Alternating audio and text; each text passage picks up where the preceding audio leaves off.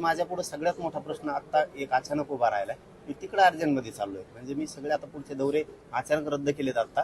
आणि मी आता अर्जंट पुण्याला चाललोत की 1-1.5 लाख पोरांचा विषय एमपीसीच्या आणि जाणून बुजून त्यांना त्रास दिला जातोय. त्यांची काही चूक नसताना हे बघा, एमपीसी यूपीसी सारखे शिक्षण हे सोपे नाहीत पत्रकार बांधवांना. कारण आपले कोणीतरी नातलग लेकराबाळ त्याच्यामध्ये आहे. ज्यावेळेस 10-10, 5-5 वर्ष अभ्यास करायचा आणि थोड्याच्या सरकारच्या चुकीमुळं 1.5 लाख पोरांना जर तुम्ही वाऱ्यावर सोडणार असाल तर ही खूप मोठी शोकांतिका आहे. म्हणून मी आता अर्जंटमध्ये मुख्यमंत्र्यांच्या वैदीला पण बोललो, त्यांच्या मित्रांना पण बोललो आणि विखे पाटील साहेबांना सुद्धा बोललो की तुम्ही हे तातडीनं मार्ग काढा.